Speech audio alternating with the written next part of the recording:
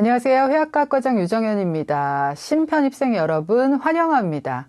여러분들이 또 수업을 시작하기에 앞서서 가장 걱정되고 우려가 되는 부분이 내가 실기과제 제출을 잘할 수 있을까에 대한 부분일 텐데요. 자, 지금부터 실기과제 제출 요령과 그리고 방법에 대해서 설명해 보도록 하겠습니다. 꼼꼼하게 메모하시면서 참고하시기 바랍니다.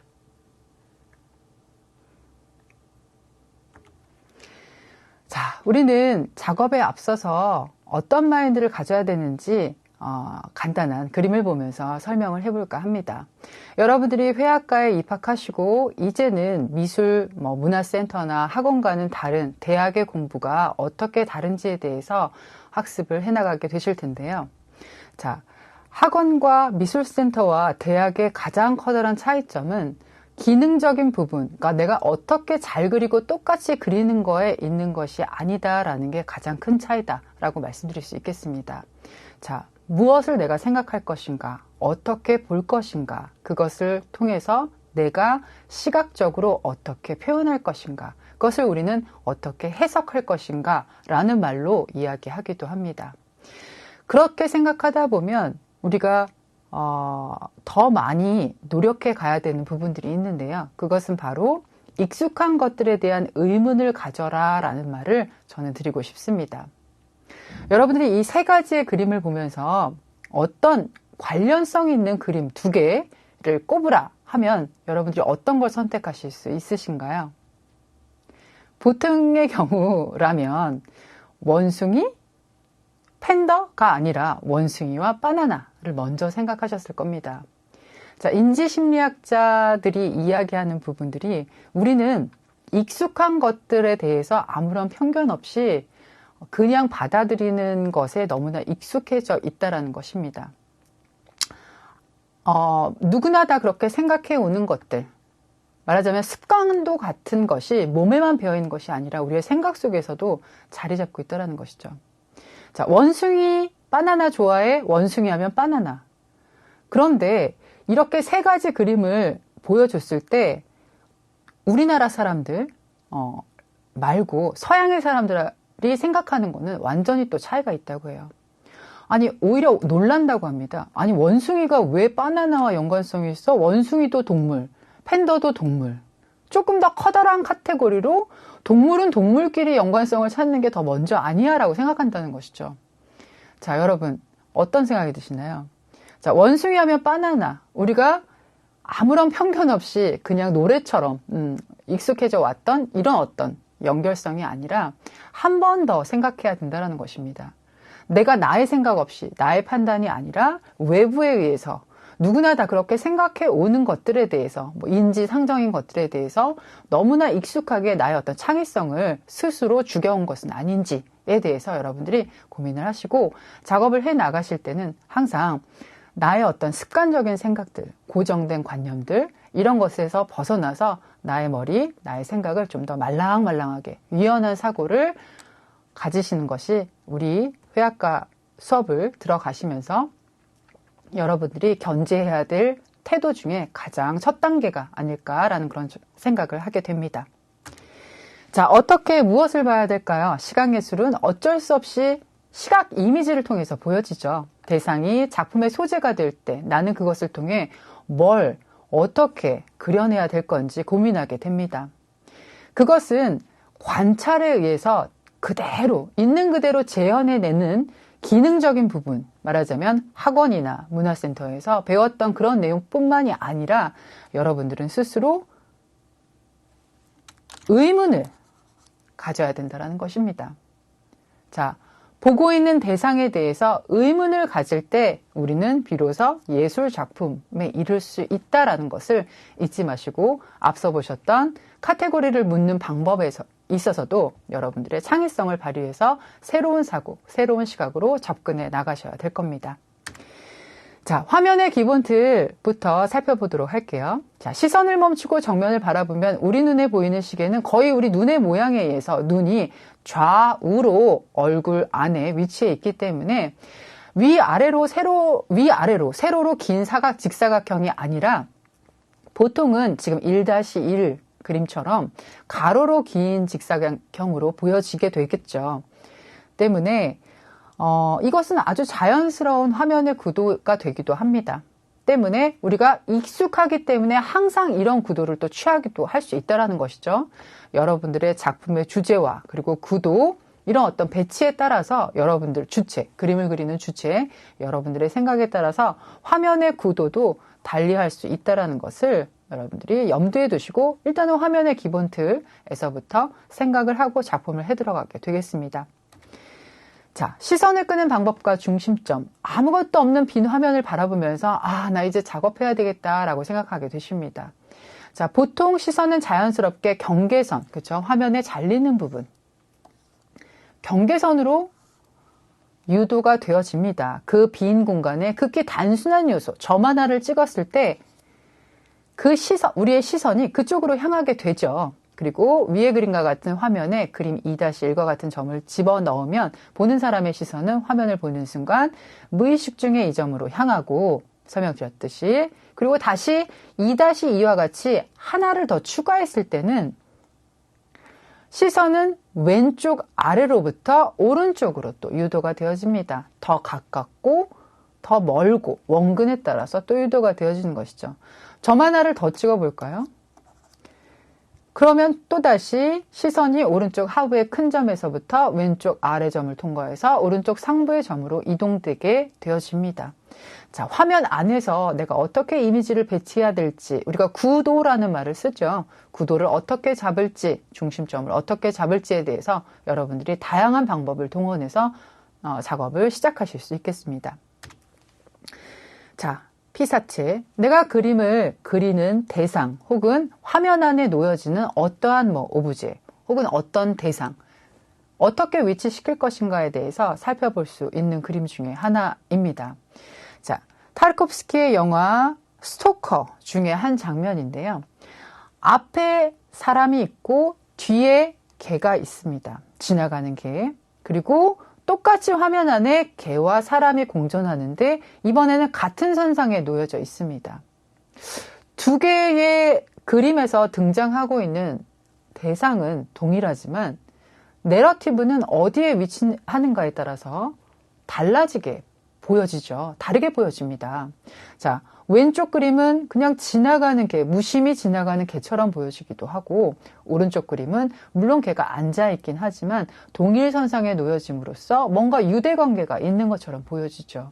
대상을 어떻게 위치시킬 것인가, 또한 어느 위치에 놓을 것인가, 내가 그리고자 하는 대상, 피사체를 어느 위치에 놓을 것인가에 대한 화면에 대한 계획, 여러분들이 먼저 세우고 작업을 진행하게 되실 겁니다.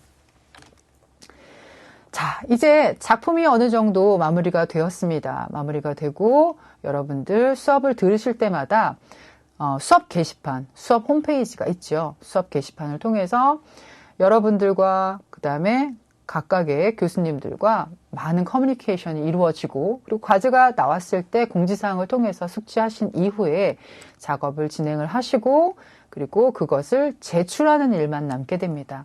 자, 지금부터 제출하는 요령과 방법에 대해서 그럼 우리가 정확하게 메모를 해나가면서 설명을 해보도록 하겠습니다. 자, 디지털 카메라에 대해서 알아야 될 것 같습니다.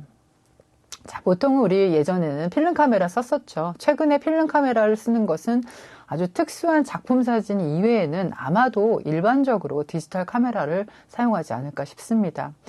자, 카메라, 즉 사진기는 렌즈를 통해 영상을 받아들여 이를 필름에 투사하고 기록하는 방식으로 사진을 생성하는데요. 이러한 전통적인 원리는 19세기에 처음 카메라가 발견된 이후에 변함없이 이어져 왔습니다. 자, 지금 사용하고 있는 디지털 카메라는 필름이 아닌 이미지 센서에 영상을 투사하죠. 그래서 촬영하게 됩니다. 메모리 카드 등의 디지털 방식의 저장 매체의 사진을 기록한다는 점이 다릅니다. 이것이 정말 유용하게 쓰여지는 부분들이 본체 전용 디스플레이를 가지고 있죠. 화면이 있어요. 그렇죠? 화면을 통해서 촬영하고 바로 잘 찍혔는지 확인이 가능합니다. 필름이 유실돼서 사진을, 추억을, 기억을 잃어버릴 일도 거의 없죠. 메모리 보관만 잘 된다면. 또 하나가 컴퓨터에 사용 가능한 디지털 규격으로 데이터가 저장됩니다. 때문에 사진 보관이나 이동이나 또 편집 또한 편리한 장점이 있습니다. 자, 때문에 여러분들이 디지털 카메라로 촬영을 하시게 되는데요. 자, 디지털 카메라가 없어요. 핸드폰으로 촬영이 가능할까요? 자, 촬영이 가능한 핸드폰이 있습니다. 자, 화소라고 하죠. 뒤에 제가 설명을 드릴 텐데, 말하자면 아주 정교한 이미지로 사진을 찍을 수 있을 만큼 용량이 들어가는 큰 데이터를 만들 수 있는 폰이라면 뭐 폰으로 찍으셔도 무방합니다. 최근에는 뭐 디지털 카메라와 의 어떤 그 사양과 거의 뭐 흡사할 정도로 용량이 아주 큰 좋은 퀄리티의 사진을 찍을 수 있는 핸드폰이 나오지고 있죠. 때문에 가능하지만 가급적이면 디지털 카메라 뭐 하나 정도는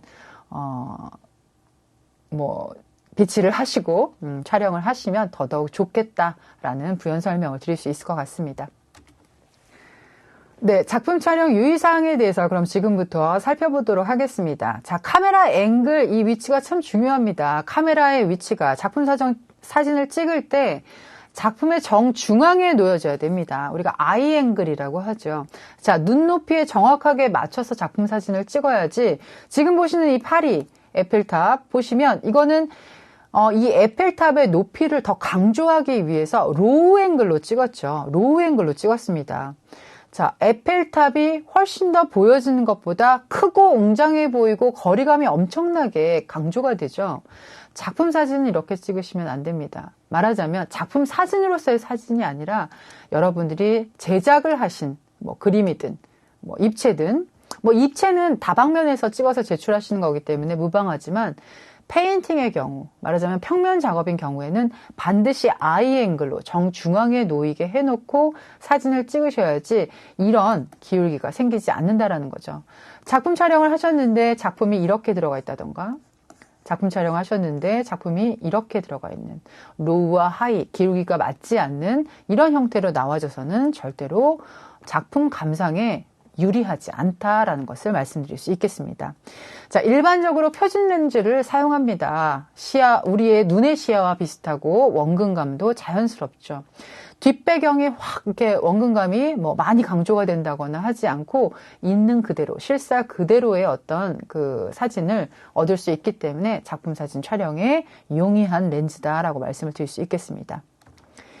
자, 두 번째 유의사항, 포커스와 조명입니다. 작품 촬영할 때 조명은 뭐 예를 들면 우리 그 누런, 그죠? 주황색, 불빛 아래서 촬영이 된다거나 혹은 어떤 형광등 아래서 촬영이 되면 초록색 빛이 돌게 됩니다. 사진에. 또한 노출이 맞지 않는 경우가 생기지 않도록 유의하시는 것이 좋습니다. 너무 어두워서 이게 도대체 무슨 색인지 무슨 형태인지 모르겠는, 혹은 너무 밝아서 거의 남아있는 이미지가 없는 그런 상태가 되지 않도록 유의하시는 것이 좋습니다. 자, 첫 번째로 최대한 원본과 비슷한 환경을 조절해 주셔야 됩니다. 아, 너무 어렵네. 사진 촬영하는 게 이렇게 뭔가 어떻게 조명을 맞춰야 되고, 그럴 때는 가장 좋은 건 빛이 너무 강하지 않은 자연광에서 촬영하시면 가장 적합한, 오히려 인공광보다 훨씬 알맞는 조도의 사진이 제작이 되어집니다. 그래서 자연광에서 촬영을 하시는 것이 용이하다라는 말씀을 드릴 수 있을 것 같은데요. 단 하나, 빛이 너무 강하지 않고 적절한데, 예를 들면 베란다 같은 데서, 여러분 뭐 사시는 아파트의 베란다 같은 데서 사진 촬영을 하는데 작품이 놓여진 게 베란다 그러니까 전면에, 작품 전면에 균일한 조도가 들어와지는 위치가 아니라 한쪽, 왼쪽이면 왼쪽, 오른쪽이면 오른쪽, 한쪽에서 빛이 들어오는 경우, 그러니까 작품의 왼쪽이든 오른쪽이든 옆에 창문이 있는 경우에는 한쪽에서만 빛이 들어오겠죠. 작품 사이즈가 작을 때는 그나마, 그런데 조금 크다 싶을 때는 너무나 한쪽은 밝고 한쪽은 또 어둡게 나와지는 작품 사진이 되어질 수 있기 때문에 그런 지점은 여러분들이 유의를 하셔야 됩니다. 자, 작품 전면에 균일한 조도가 유지될 수 있는 벽에 걸어 놓은 자연광의 상태의 사진을 찍으시면 된다라고 기억을 해두시면 될 것 같아요. 작품 반사가 일어나지 않도록 한다. 자, 플래시를 사용하는 것처럼 번쩍, 그렇죠? 작품 사진 제출했는데 한쪽에 번쩍 이렇게 빛이 들어가 있는 것, 작품 반사가 일어나지 않도록 주의하시는 것이 좋습니다. 또 하나가 상이 흔들리거나 왜곡되지 않도록 하는 거. 자, 때문에 내가 뭔가 바람이 뭔가 부는 것 같다, 혹은 내가 손이 좀 덜덜 떨린다, 뭔가 움직임이 포착이 되어질 정도로 사진의 어떤 흔들림이나 포커스가 아웃됐다던가 이런 경우가 생기지 않기 위해서는 삼각대라고 하죠. 트라이포트를 이용하시는 것이 가장 안전하다라고 말씀을 드릴 수 있겠습니다. 또한 우리가 앞서 배웠던 아이 앵글을 유지할 수 있는 방법도 트라이포트, 삼각대를 이용하시면 훨씬 더 안정적으로 작품 사진을 촬영하실 수 있습니다. 자, 왼쪽에 이 눈의 이미지를 한번 보도록 할까요? 자, 똑같은 인물을 조명을 달리해서 사진을 찍었습니다. 색감이 다 다르죠. 이런 어떤 그러니까 이 조명에 굉장히 많이 작품의 색이 영향을 받기 때문에 흰색이 많은 그림이라면 더더군다나 이 색이 극명하게 드러날 수밖에 없겠죠. 그래서 이런 지점을 여러분들이 유의하셔서 색, 그죠? 인공의 조명이라면 조명에 색이 있는지, 그리고 흔들리거나 포커스 아웃이 되지 않도록, 또 작품 반사가 일어나지 않도록 유의하셔야 된다는 거 잊지 마시기 바랍니다. 자, 작품 촬영 유의사항 그럼 총 정리 다시 한번 해보도록 할게요. 여러분들 너무나 중요한 부분입니다. 왜냐하면 작품을 너무나 잘 제작해놓고 촬영을 잘못하셔서 제출하셔서 불이익을 당하는 경우가 있으시기 때문에 너무 안타까운 일이죠. 작품 제작 잘 열심히 하셨는데 좋은 점수와 좋은 평가를 받지 못한다면 그것만큼은 속상한 일이 없을 겁니다. 자, 작품상이 흔들리거나 초점이 어긋나지 않도록 유의하셔야 됩니다. 작품의 각도가 왜곡되지 않도록 앵글, 아이 앵글 기억나시죠? 눈높이 에 맞춰진 정중앙, 작품의 정중앙에 카메라 렌즈가 놓이게 해서 각도가 생기지 않게 유의해야 한다는 거. 자, 세 번째로 작품 사진 촬영 시 조명의 색이 작품에 반영되지 않도록 유의하셔야 됩니다. 반사가 일어나지 않도록, 그림자가 생기지 않도록. 자, 그림자가 생기지 않도록 이런 경우 있습니다. 뒤에 제가 예시 그림을 보면서 말씀을 드릴 텐데, 조명이 천장에 붙어 있고 작품을 바닥에 놓고 내가 위에서 찍을 때 나의 손그림자가 화면 안에, 작품 사진 안에 그대로 맺히는 것이죠. 혹은 나의 머리 모양이 그대로 작품 안에 맺혀서 제출되어지는 경우가 있습니다. 너무 안타까운 상황일 수 있기 때문에 여러분들이 이런 부분을 유의하셔야 됩니다.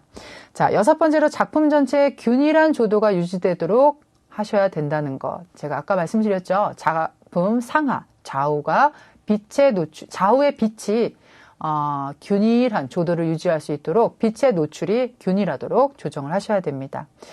자, 일곱 번째로 입체의 경우 작품 제작을 했는데 입체로 나는 이번에 했다.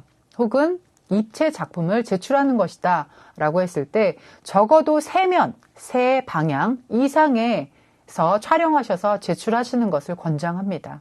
자, 입체와 평면 작품 모두 디테일 컷이 필요한 경우 조금 더 확대해서 사진을 촬영하신 후 함께 제출하셔도 좋습니다. 자, 여덟 번째로 해상도를 확인하셔야 됩니다. 정상적인 파일로 촬영되었는지 또 확인하셔야 됩니다.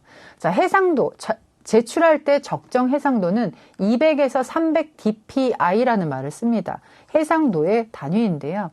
말 그대로 dot per inch, 말 그대로 이 그러니까 디지털 카메라의 화면 자체를 우리가 자세히 확대해서 보면은 아주 점 같은 픽셀로 구성이 되어져 있죠. 말하자면 균일한 면 안에 들어가는 픽셀의 개수를 말할 수 있겠는데요.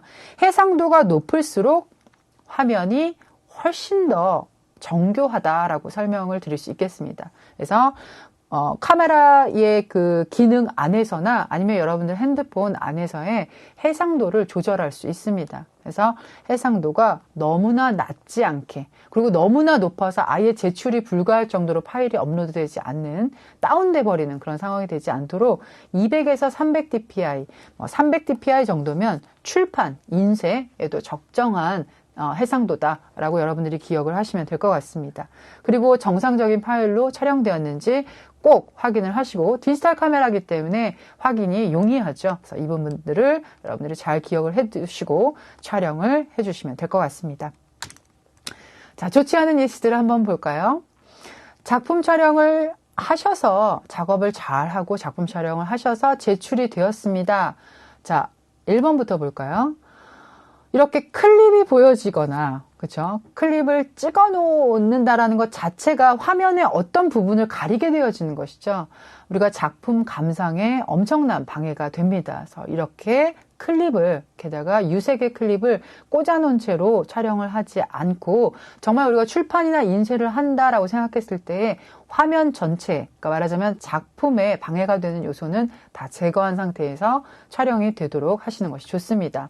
두 번째도 마찬가지죠. 이렇게 손끝으로 잡고 있습니다. 그래서 이런 것도 조금은 지양을 해주시는 것이 좋겠고, 게다가 이렇게 보니까 기울기가 생겨지고 있죠. 그래서 그림이 살짝 눕혀져 있는 상태로 제출이 되어진 것 같아요.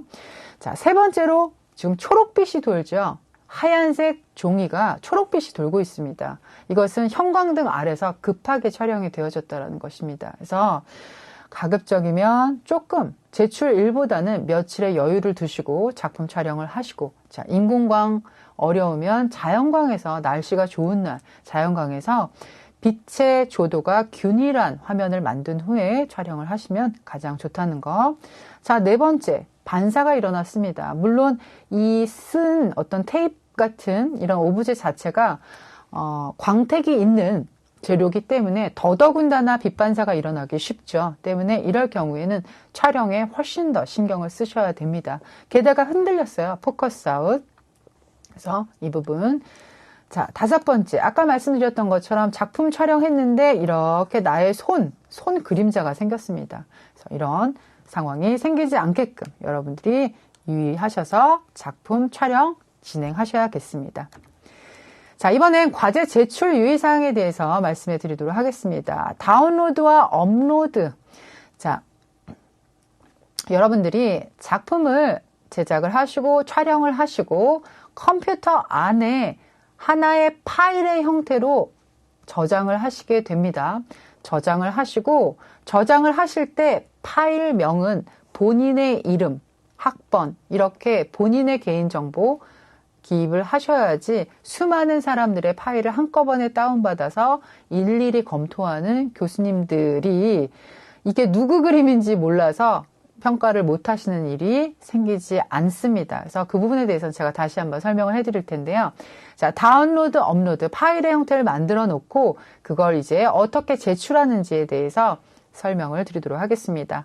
자, 작품 제출 방법과 유형에 대한 교수자 공지를 일단은 반드시 꼼꼼히 확인하셔야 됩니다.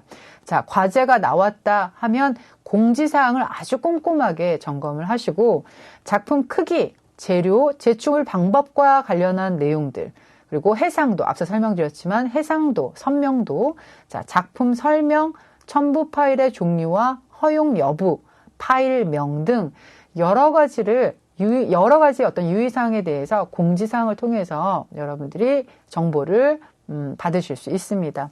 자, 제출이 정상적으로 이루어지지 않을 경우, 업로드가 되지 않을 경우 수업장애상담센터에 문의하셔야 됩니다. 바로 문의하셔야 됩니다. 내가 분명히 제출했는데 확인해 보니까 파일이 업로드 되지 않았다라고 했을 때는 제대로 업로드가 되었는지 확인을 하는 절차를 거치셔야 됩니다. 근데 무슨 일인지 업로드가 되지 않는다. 컴에 충돌이 있다거나 혹은 시스템에 어떤 장애가 생겼다거나 아니면 파일 용량에 문제가 생겼을 때 너무 크거나 했을 때 이런 문제가 생길 수 있기 때문에 이럴 때는 수업장애상담센터에 문의하시는 것이 가장 좋습니다. 시스템에 관한 문제에 있어서는.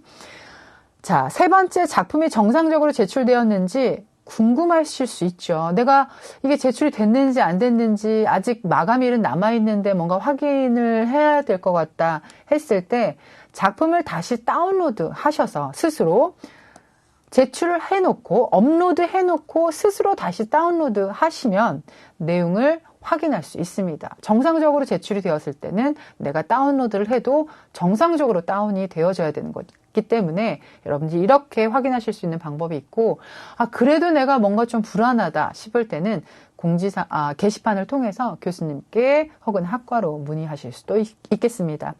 자, 네 번째, 과제함으로 직접 입력 제출하거나 교수자가 첨부 파일을 허용하였을 경우 첨부 파일로 제출할 수 있습니다. 여러 개의 파일은 칩 파일로 묶어서 제출이 가능하기 때문에 내가 이거에 대해서 내가 한 점을만 제작한 게 아니라 여러 점을 제작했다. 내가 아주 심혈을 기울여서 여러 점을 제작했는데 한 점만 제출하라고 하셨는데 좀 여러 점을 같이 제출해서 평가를 받고 싶다 하셨을 때는 또 마찬가지로 칩 파일로 묶어서 제출하실 수 있고, 또 시리즈로 한 3점이 한 점으로 보여져야 되는 경우에도 당연히 칩으로 묶어서 제출을 하실 수 있겠습니다. 자, 마지막으로 촬영된 작품은 프로그램을 통해서 작품 해상도와 사이즈 등등 실작품 이미지에 영향을 주지 않는 범위 내에서 보정이 가능합니다. 자, 작품을 아예 그냥 그 포토샵이나 일러스트레이션으로 아주 다른 작업으로 만들어 놓는다면 그건 예를 들면 페인팅이라고 보긴 힘들겠죠. 그래서 디지털 페인팅이 아니라 물감, 오일 페인팅이었다라고 보기 힘들기 때문에 실작품 이미지에 영향을 주지 않는 범위 내에서 보정하실 수 있다는 거 잊지 마시기 바랍니다. 자, 과제 제출 유의사항은 정말 중요한 거, 앞서 제가 설명해 드리려고 했었던 파일 이름을 꼭 반드시 학우님의 성함과 학번으로 하시는 것이 좋습니다. 자, 이름만 쓰면 되지, 자, 동명이인 너무 많거든요. 때문에 이름과 학번을 함께 넣어서 이런 형태로 만드시면 되겠습니다. 파일을 반드시 본인의 이름과 학번을 함께 넣어주셔야 되는 이유에 대해서 제가 앞서 간략하게 설명드렸지만 굉장히 많은 학우님들이 함께 듣는 수업의 형태가 많습니다. 대부분입니다. 대단위 수업인 경우에는 200, 300명을 넘어가는 수업들도 있죠. 때문에 한두 명이 아니라 여러 명이 이런 식으로 파일이 제출이 된다면 과제가 누락되기가 쉽습니다. 누군지도 모르겠고 어떤 그림인지도 모르겠고 혹은 일일이 교수자가 다 찾아야 되는 거죠. 몇백 명을. 그래서 그런 수고와 그런 로드를 여러분들이 도와주시는 차원에서 제출에 대한 지켜야 될 사항들에 대해서는 반드시 사전에 참고하시고 지켜주시는 것이 좋다라고 말씀을 드릴 수 있겠습니다. 자, 파일을 본인의 이름과 학번으로 저장하는 방법, 마우스 오른쪽 버튼으로 파일을 클릭하고 아래에 있는 이름 바꾸기를 클릭합니다. 파일 이름을 이름과 학번으로 쓰고 다시 다 쓴 다음에 엔터를 누르면 이렇게 파일명이 본인의 이름과 학번으로 바뀌게 됩니다. 그래서 이 부분 여러분들이 유의하시고 제출을 하시는 것이 좋겠습니다. 자, 과제 제출 유의사항 3번째, 시간의 여유를 두고 제작하셔야 됩니다. 제출 전날 밤에 형광등의 생활 조명 아래에서 촬영해서 제출하는 일이 없도록 합니다. 과제에 대한 질문은 제작이 가능한 기간을 염두해서 미리 질문을 하시는 것이 좋습니다. 자, 내일 제출 마감이에요. 근데 오늘 글을 남깁니다. 교수님, 이거 저는 이렇게 생각하고 있는데 이렇게 제작해도 될까요?